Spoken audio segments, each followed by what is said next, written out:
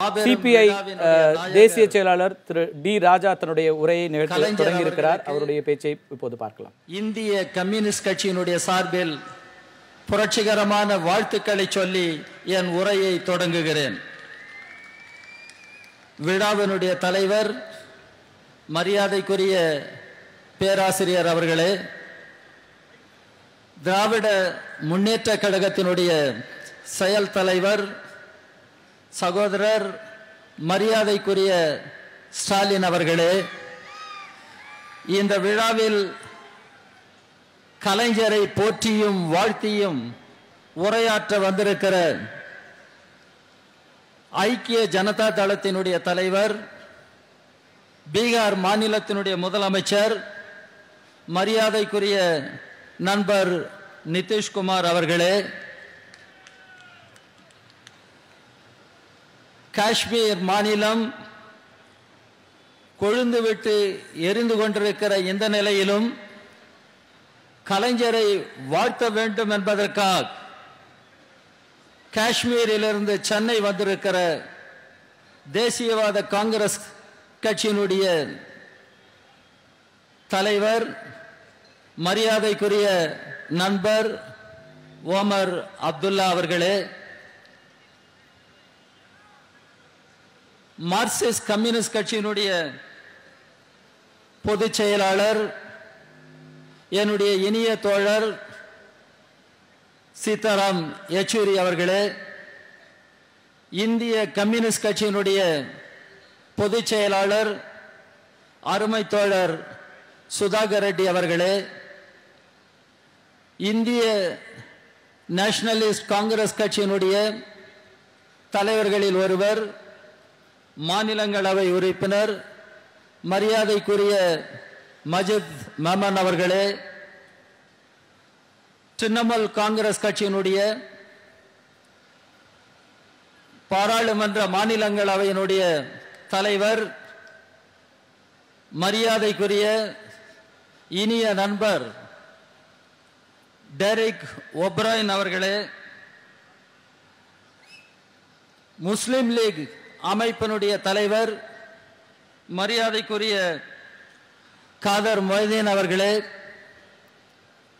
மேடையிலே வீற்றிருக்கிற தலைவர் பெருமக்களே, பெரும் திரளாக குழுமியிருக்கிற பெரியோர்களே, நண்பர்களே, தோழர்களே, வணக்கத்துக்குரிய தாய்மார்களே, உங்கள் அனைவருக்கும் நான் முதலில் வணக்கத்தை தெரிவித்துக் கொள்கிறேன். கலைஞரை பற்றி பேச வேண்டுமானால் பேசிக்கொண்டே இருக்கலாம். வரலாற்றில் அற்புதமான பண்புகளை கொண்ட சில தலைவர்களை அற்புதமாகத்தான் நாம் எதிர்கொள்ளுகிறோம். அப்படிப்பட்ட அற்புதமான பண்புகளை கொண்ட தலைவர்களில் ஒருவராக நாம் கலைஞரை பார்க்க வேண்டும். கலைஞருடைய தமிழ் எழுத்துக்கள், தமிழ் பேச்சுகளை நான் உங்களுக்கு சொல்லி தெரிய வேண்டும் என்பதில்லை. பள்ளி மாணவனாக இருந்த பொழுது, கல்லூரி மாணவனாக இருந்த பொழுது கலைஞருடைய எழுத்துக்களை வாசித்தவன் நான். கலைஞருடைய பேச்சுக்களை கேட்டவன் நான். கலைஞருடைய தமிழ், கலைஞருடைய பேச்சாற்றல், எழுத்தாற்றலால் பாதிக்கப்பட்ட ஒரு தலைமுறையை சார்ந்தவன் நான் என்ற முறையில் நான் பெருமையோடு சொல்ல முடியும். கலைஞர் தமிழ்நாட்டின் வரலாற்றில் மட்டுமல்ல, இந்தியாவினுடைய வரலாற்றில் பன்முக ஆளுமையை கொண்ட ஒரு மாபெரும் தலைவர். ஆங்கிலத்தில் சொல்ல வேண்டுமானால் ஒரு மல்டி டைமென்ஷனல் பர்சனாலிட்டி கலைஞர் என்பதை நாம் பெருமையோடு நினைவு கூற வேண்டும். இன்றைக்கு கலைஞர் இந்த மேடையிலே இருப்பாரானால் கலைஞர் எதை பற்றியெல்லாம் பேசுவார் என்று நான் யோசித்தது உண்டு. இன்றைக்கு இந்திய நாடு பல சவால்களை எதிர்கொண்டிருக்கிறது. வேற்றுமையில் ஒற்றுமை என்று பேசிய ஒரு காலம் இருந்தது. இன்றைக்கு வேற்றுமைகளை ஏற்றுக்கொண்டு, வேற்றுமைகளை பாராட்டுகிற டைவர்சிட்டியை ஏற்றுக்கொண்டு, இந்தியாவின் டைவர்சிட்டியை போற்றுகிற, பாராட்டுகிற தேவை இன்றைக்கு ஏற்பட்டிருக்கிறது. ஆனால் இந்தியாவை இன்றைக்கு ஒரு ஒற்றை பரிமாண நாடாக மாற்ற வேண்டும் என்று ஒரு நாம் ஏற்றுக்கொள்ள முடியாத ஒரு அரசியல் இந்தியாவை அச்சுறுத்தி கொண்டிருக்கிறது. இந்திய நாடு என்று வருகிற பொழுது கூட்டாட்சியை ஏற்றுக்கொண்ட ஒரு பாராளுமன்ற ஜனநாயக நாடு. கலைஞர் அவருடைய எழுச்சி மிகுந்த காலத்தில் எல்லாம் தொடர்ந்து பேசி இருக்கிறார். மத்தியிலே கூட்டாட்சி, மாநிலத்திலே சுயாட்சி. ஆனால் இன்றைக்கு இந்த கூட்டாட்சி நெறிமுறைகளை எல்லாம் இன்றைக்கு காலில் போட்டு மிதிக்கக்கூடிய அச்சுறுத்தல் அகில இந்திய அளவில் ஏற்பட்டிருக்கிறது. இன்றைக்கு கலைஞர் இந்த மேடையிலே இருப்பாரானால், கலைஞர் இன்றைக்கு இந்தியாவின் கூட்டாட்சி நெறிமுறைகள் காப்பாற்றப்பட வேண்டும், இந்தியாவின் மாநிலங்களின் அதிகாரங்கள் காப்பாற்றப்பட வேண்டும் என்று குரல் கொடுக்கிற முதல் தமிழனாக களத்திலே நிற்கக்கூடிய ஆற்றல், போர்க்குணம் கலைஞருக்கு இருக்கிறது என்பதை நாம் பார்க்க வேண்டும். இன்றைக்கு கூட இன்றைக்கு மதவெறி அரசியல் இந்தியாவை அச்சுறுத்தி கொண்டிருக்கிறது. பல மதங்கள் இருக்கிற நாடு நம்முடைய நாடு, பல மொழிகள் பேசப்படுகிற நாடு நம்முடைய நாடு, பல்வேறு இனங்கள், தேசிய இனங்களை கொண்ட நாடு நம்முடைய நாடு, பல்வேறு கலாச்சாரங்களை கொண்ட நாடு நம்முடைய நாடு. ஆனால் இந்த நாட்டில் மதவெறி அரசியலை மக்களின் மீது திணித்து இந்தியாவையே இன்றைக்கு சீர்குலைக்கிற ஒரு மதவெறி பாசிஸ்ட் அரசியல் இந்தியாவை அச்சுறுத்திக் கொண்டிருக்கிறது. கலைஞர் உயிரோ இன்றைக்கு மேடையிலே இருப்பாரானால், கலைஞர் இந்த மேடையிலே இன்றைக்கு இருப்பாரானால், கலைஞருடைய குரல் இந்த மதவெறி அரசியலுக்கு எதிரான குரலாக, மதச்சார்பற்ற ஜனநாயகத்தை காப்பாற்றுவதற்கான குரலாக ஒலிக்கும் என்று நான் திடமாக நம்புகிறேன். தமிழ்நாட்டிலே வாழுகிற நமக்கெல்லாம் நன்கு தெரியும். தமிழ்நாட்டிலே வாழுகிற நமக்கெல்லாம் சேது சமுத்திர திட்டம் என்று வந்த பொழுது சிலர் சொன்னார்கள், இது சேது அல்ல, சேது சமுத்திரம் அல்ல, சேது கால்வாய் அல்ல, இது ராமன் கட்டிய பாலம் என்று சொன்னார்கள். ஆனால் ஒரு தமிழனுக்கு ஒரு ஆவேசம் பிறந்தது. ஒரு தமிழனுடைய உள்ளத்திலே கனந்து கொண்டிருந்த கோப ஆவேசம், கோப கனல் அன்றைக்கு பொறியாக தெரித்தது. அது கலைஞருடைய குரல். ராமன் என்ன அன்றைய தொழில்நுட்ப கலைஞனா பாலம் கட்டுவதற்கு என்று கேட்கிற ஒரு தைரியம் அன்றைக்கு கலைஞருக்கு இருந்தது. நான் இதை குறிப்பிடுவதற்கு காரணம், இன்றைக்கு நம்பிக்கை என்கிற பெயரால் மதவெறி அரசியலை, பாசிஸ்ட் அரசியலை மக்கள் தலையில் சுமத்துவதற்கு, இந்தியாவின் மீது சுமத்துவதற்கு சில பிற்போக்கு சக்திகள், மதவெறி சக்திகள் முயற்சிக்கிறார்கள். எனவேதான் கலைஞருடைய உள்ளம், அவர் என்னதான் வயதானாலும் சமூக கொடுமைகளை எதிர்த்து, சமூக நீதிக்காக, சமூக ஒடுக்குமுறைகளுக்கு எதிராக சமத்துவதற்காக அவருடைய உள்ளத்திலே ஒரு கோப கனல், நீருபூட்ட நெருப்பாக இருந்தது. அந்த கனல் இன்றைக்கும் அவரிடம் ஓயவில்லை என்று நான் திடமாக நம்புகிறேன். அன்றைக்கு கலைஞர் என்ன செய்தாரோ, அல்லது இன்றைக்கு கலைஞர் ஆரோக்கியமான உடலோடு இருந்தால் என்ன செய்வாரோ, அதை திமுகவினுடைய செயல் தலைவர், நண்பர், சகோதரர் ஸ்டாலின் செய்வார் என்று நான் நம்புகிறேன். இன்றைக்கு தமிழ்நாட்டை மட்டுமல்ல, இந்தியாவை மதவெறி அரசியலில் இருந்து விடுவிப்பதற்காக, மதவெறி பாசிஸ்ட் அரசியலில் இருந்து தமிழ்நாட்டையும் இந்தியாவையும் மீட்கிற போராட்டத்தில் நண்பர் ஸ்டாலின் அவர்களும் களத்தில் எங்களோடு கைகோர்த்து நிற்பார் என்று நான் நம்புகிறேன். கடைசியாக ஒரே ஒரு தகவலை மட்டும் சொல்லி பதிவு செய்து நான் விடைபெற விரும்புகிறேன். 1967ஆம் ஆண்டு தமிழ்நாட்டில் அண்ணா அவர்கள் முதல்வராக பொறுப்பெடுத்தார். அண்ணா அவர்கள் பொறுப்பெடுத்த பின்னர் தான் மெட்ராஸ் ஸ்டேட் என்பது தமிழ்நாடு என்ற பெயர் மாற்றத்தை பெற்றது. இன்றைக்கு நாம் தமிழ்நாடு என்று நாம் சொல்லுகிற பொழுது அண்ணாவை நாம் நினைவு கூறுகிறோம், அண்ணாவை போற்றுகிறோம்.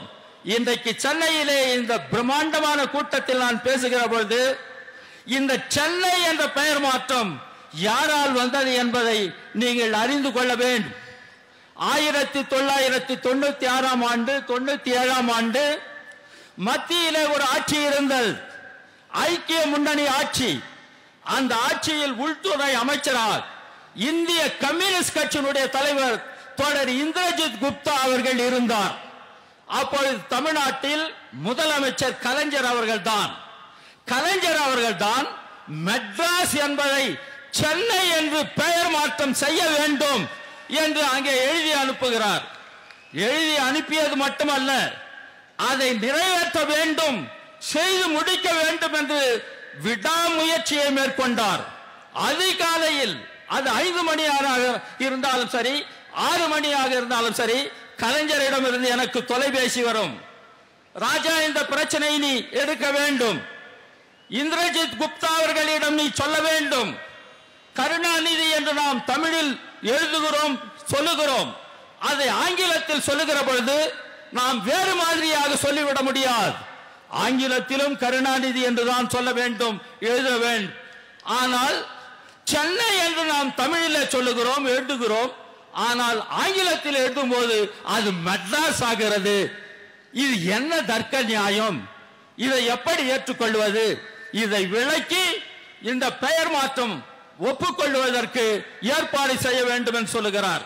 நான் தோழர் இந்திரஜித் குப்தா அவர்களிடம் கலைஞர் சொல்லுவதை அப்படியே வார்த்தைக்கு வார்த்தை எடுத்து சொன்னேன். தோழர் இந்திரஜித் குப்தா சொன்னார், கலைஞர் சொல்லுவது மட்டுமல்ல, அது ஒரு நியாயமான கோரிக்கை, அதை ஏற்றுக்கொள்ளுகிறோம் இந்த அரசு, அந்த பெயர் மாற்றத்தை அங்கீகரிக்கிறோம் என்று சொன்னார். அப்படி செய்யப்பட்ட உத்தரவுதான் இன்றைக்கு மெட்ராஸ் என்பது சென்னை ஆகி இருக்கிறார். இந்த சென்னை வாழ்நாள் தொட்டும் கலைஞரின் நினைவு நிற்கும், கலைஞரை போற்றும். கலைஞர் ஒரு போராளி, கலைஞர் அடிப்படையில் ஒரு போராளி, ஒரு சமூக போராளி, ஒரு சமூக புரட்சியாளர். இந்த சமுதாயத்தில் மூட பழக்க வழக்கங்கள் தகர்த்தெறியப்பட வேண்டும். இந்த சமுதாயத்தில் ஏற்றத்தாழ்வுகள் ஒழிக்கப்பட வேண்டும். இந்த சமுதாயத்தில் ஜாதியின் பேரால், மதத்தின் பேரால் நடைபெறுகிற கொடுமைகள் அகற்றப்பட வேண்டும். அவை வேரோடும் வேரடி மண்ணோடும் பிடுங்கி எறியப்பட வேண்டும். ஒரு சமுதாய மாற்றம் வர வேண்டும் என்று கருதி போராடி கொண்டிருப்பவர் கலைஞர். இன்றளவிலும் சிந்தித்துக் கொண்டிருப்பவர் கலைஞர். அவர் அடிக்கடி சொல்லுவது உண்டு, நான் பெரியாரை சந்திக்கவில்லையானால் நான் கம்யூனிஸ்ட் ஆகி இருப்பேன் என்று. ஆனால் நான் சொல்லுகிறேன், நீங்கள் பெரியாரை சந்தித்ததனால் நீங்கள் திராவிட இயக்கத்தின், பகுத்தறிவு இயக்கத்தின் ஒரு பகலவனாக, ஒரு சூரியனாக இந்த தமிழ்நாட்டில் நீங்கள் ஏற்றுக்கொள்ளப்பட்டிருக்கிறீர்கள். அதே நேரத்தில் இன்றைக்கு பெரியாருக்கும் காரல் மார்க்சுக்கும் பெரிய இடைவெளி இல்லை. இன்றைக்கு பெரியார் கொள்கைகளை ஏற்றுக்கொண்டவர்களும் மார்க்ஸ் கொள்கைகளை ஏற்றுக்கொண்டவர்களும் இன்றைக்கு ஒன்றுபட்டு செயல்பட வேண்டிய அவசியம் வரலாற்றில் ஏற்பட்டிருக்கிறது. அந்த ஒன்றுபட்ட முயற்சிகளுக்கு இன்றைக்கு திமுகவினுடைய செயல் தலைவராக இருக்கிற சகோதரர் ஸ்டாலின் அவர்கள் தொடர்ந்து முயற்சிகளை மேற்கொள்ளுவார் என்று நான் நம்புகிறேன். இன்றைய விழாவில் கலைஞர் நம்மோடு நேரடியாக இங்கே இல்லையானாலும் கலைஞருடைய உள்ள உணர்வுகள் எல்லாம் நம்மோடு இருக்கின்றன. கலைஞர் மீண்டும் உடல் ஆரோக்கியம் பெற்று அவருடைய பேனா எழுத வேண்டும் என்று நான் விரும்புகிறேன். கலைஞருடைய மைத்துளிகளில் இருந்து வெளிவருகிற வார்த்தைகள் தமிழ் மக்களுக்கு வேண்டும். கலைஞருடைய வாயிலிருந்து உதிர்க்கிற வார்த்தைகள் தமிழ் மக்களுக்கு வேண்டும். கலைஞர் நல்ல ஆரோக்கியம் பெற்று, நல்ல உடல்நிலை பெற்று மீண்டும் அவர்கள் செயல்பட வேண்டும் என்று இந்திய கம்யூனிஸ்ட் கட்சியின் சார்பில் அவரை வாழ்த்தி, அவருக்காக நடைபெறுகிற இந்த விழாவில் வந்திருக்கிற உங்களுக்கெல்லாம் நான் நன்றியையும் பாராட்டுக்களையும் சொல்லி, கலைஞரை மீண்டும் நான் இந்த பிறந்த நாளின் போது வாழ்த்தி, இந்திய கம்யூனிஸ்ட் கட்சியினுடைய சார்பில், இந்தியா முழுவதும் இருக்கிற பொது உடைமை இயக்கத்தின் சார்பில் புரட்சிகரமான வாழ்த்துக்களை சொல்லி நான் விடைபெறுகிறேன். நன்றி, வணக்கம்.